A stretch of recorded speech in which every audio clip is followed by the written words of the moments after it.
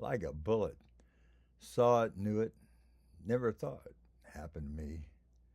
Tom died on point for 1 year, 20 firefights our year in Vietnam. Later, cancer caught him. Twice flew to Florida to see him. The side effects did him in.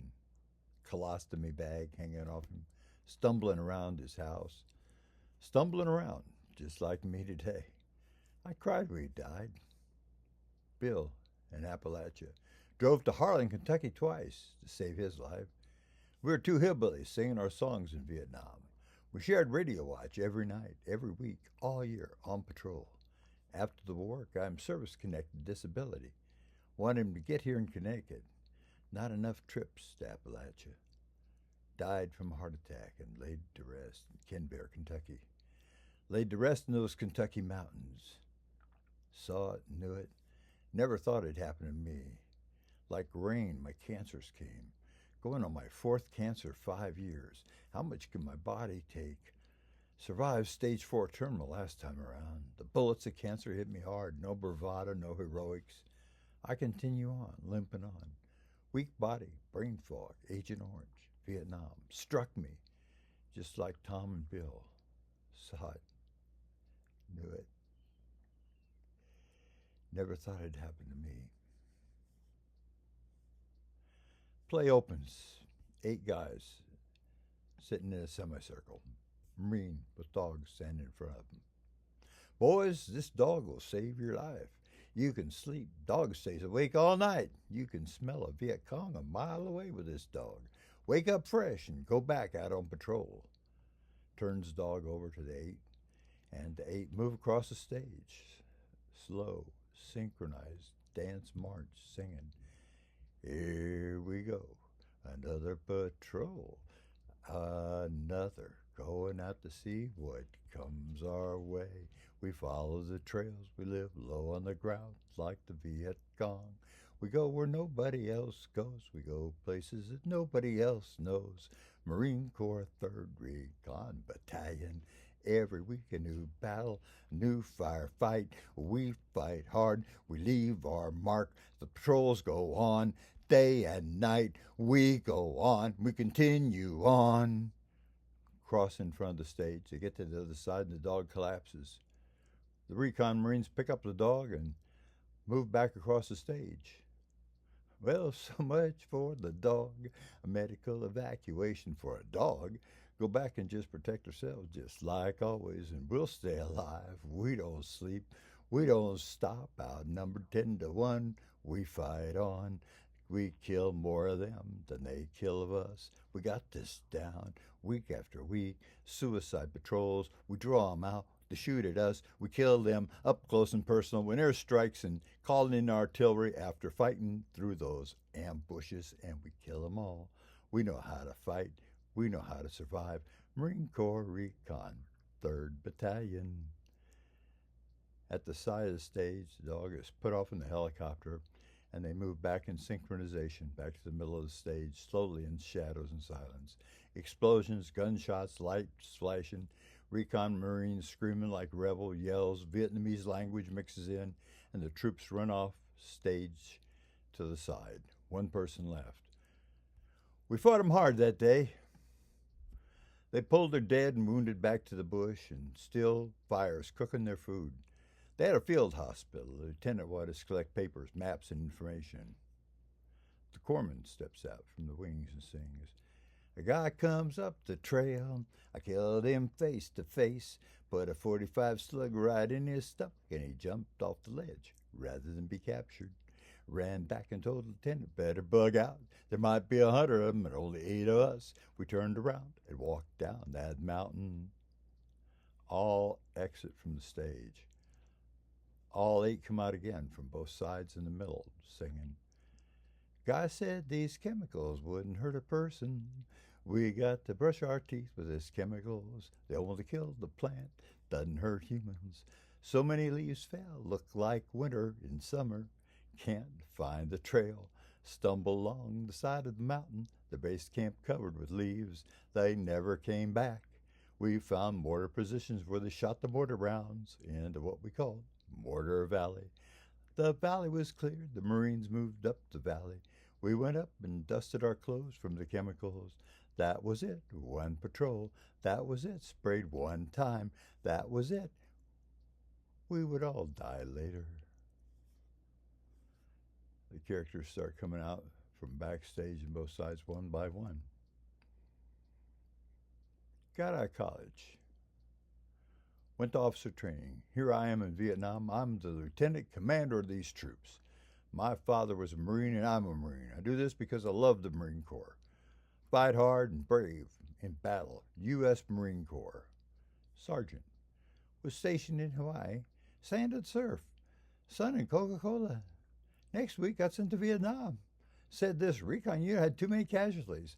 The last sergeant went mad, screaming out the back of a pickup truck and pissing on Vietnamese walking by the side of the road. Well, I got myself a .357 Magnum and AR-15. Came to fight and came to kill. I'm not fooling around. Radio operator. I was stationed in Europe, on ships, saw seaports in England, Italy, France, and lived a good life. Next thing, here I am in Vietnam. Said they needed me. Too many radio operators were wounded. I came from the hills of Kentucky. We're a tough breed. I'll make it. Singing old songs from the mountains that nobody knows anymore. Tom. Came from Boston, came to Vietnam. Different from Boston. Love to drink and go out on patrol. And, hey, we'll be on point for 1 year every firefight. They shoot at me first. Never caught a bullet. I'll survive endless patrols in combat. I got good luck. Got sprayed with Agent Orange, just like all the rest. Mike. Came from Pennsylvania. Hunted deer and game my whole life. Knew those mountains outside Wilkes-Barre, Pennsylvania. Marine Corps was just like the life I led, living in the rain, the cold, carrying a rifle, hunting game. Here I am in Vietnam. We hunt them and they hunt us. Russell. Came from Boston. Grew up in the projects, listening to James Brown. Knew every song. My family stayed behind. They thought I had a good life, free from the ghetto, free from poverty. Got sent to Vietnam. Supposed to be a police action. Looks like a war to me. Don't know if I'll get out of here alive, and I'll get back to Boston. Don't know. I'll listen to James Brown again, get married and raise a family. That's what I'll do. The war won't take long. We'll kick their ass in 6 months and be gone. Jack. I knew how to lay down fire. I got my M79 grenade launcher, bust up ambushes by charging into them, shoot some grenade shells right at them, blew the heads off 2 Viet Cong. We fight hard. There's no stopping. No end to the patrols. Someday, get back to Connecticut and be a businessman. Doc, the corpsman. I came from 1st Recon in California, trained in guerrilla warfare. Came here to fight. Communists were killing priests, and we came to put an end to the bloodbath. Sometimes got to fight fire with fire. We fight hard, and I carry an automatic weapon called the grease gun. Shoots a .45 bullet and goes through the brush and knocks the person down on the other side. Well, we've been blown out by napalm. Another time, lay in a rice paddy all night long with our faces, only our faces above the water. The Viet Cong were moving around us, looking for us all night. Over and over, helicopters would drop us 50 miles or more from the base camp, and we'd walk back. If we drew fire, we knew the Viet Cong were in the area. Sometimes we'd fight them up close, and sometimes bring in airstrikes. Week after week, we were on patrol. We fought day and night, week after week. 120-degree heat in the summer. The dog dropped from the heat exhaustion. Week after week, we fight on. Outnumbered 10 to 1, we fight. And after the battles, I take care of the wounded, Americans and Viet Cong. All singing together. And we are the Marine Corps 3rd Recon Battalion. Up on the hill, down the hill, and all the way, we're Marine Corps 3rd Recon Battalion. We are the Marine Corps 3rd Recon Battalion. Up the hill, down the hill, all the way, we are the 3rd Recon Battalion. The others leave and Doc's left behind. Going past what my body could take. Going past what my mind could take. Going past what my life could take. End of one road came to pass here in Vietnam. Thought it'd never end. Thought we'd fight forever. I was never afraid. Trained in guerrilla warfare. I knew what to do. They hit us and we hit them hard. Charged right into the ambush. Hand grenade, grenade launcher, automatic weapons, screaming like wolves. They'd evaporate into the jungle, taking their dead and wounded with them. Then one day I went completely insane. Started crying and screaming. Felt like somebody put a hot rod through my head. Couldn't sleep. Angry and sad, exhausted. I was medically evacuated out of Vietnam. Couldn't pack my sea bag. They put me in isolation and shipped me out to a Navy hospital in Oakland, California, 1966. Years later, wondered, did the chemical spray make me psychotic? Years later, began to understand Agent Orange. In a darkened hospital with beds, people walking aimlessly back and forth. We're the wounded nobody cares about. We're the ones that people want to hide. We're the ones who bear the shame. We're the ones seen as cowards. We're the ones that don't know what happened to us. We were left shocked and shattered. Well, there I was on a locked psychiatric ward, people screaming and thrown on the floor and given shots in the butt to cool them out. Taken in the back room and given electroshock. Went from decorated combat hero to this. Wanted to live the rest of my life in the Marine Corps recon. Now I was stunned, fatigued, and almost comatose. What am I going to do, and where will I go?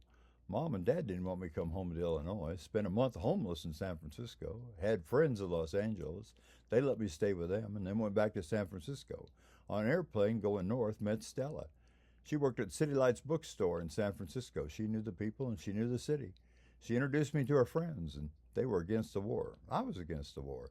I mean, if you get punched in the face by someone, you'd be against that person. And I got punched in the face by the war. Too much combat, too many missions, physically, mentally broken. Stella got me a place to live, and she taught me how to cook and make my own food. I'd only eaten out of cans my whole life with the military. Settled into San Francisco living. Then, kind of a group of people from the street, long-haired, beads, singing, 60s, come out. We're on the street and we've been thrown out of our homes. We can't return to our towns. We listen to music and we cook food together. Yeah, we live communally. We go to concerts on the weekend and work odd jobs in the week. We come here to be part of a counterculture. Our own music, our own clothes. Our free time is walking in Golden Gate Park. We danced on the grass. We smoked the grass also. It was music, reading Hobbit, spending nights and talking and reading poetry. Day and night, 7 nights a week, electric people, the adventures in the city, and the music electric. Up all night, playing music and walking in Golden Gate Park. In the morning, we gave away free food, free clothes at the free frame of reference.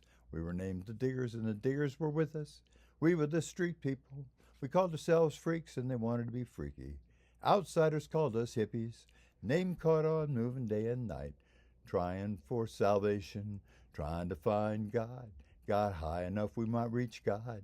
How we loved. We loved the city. We loved the streets. We loved each other. Searchers we encountered.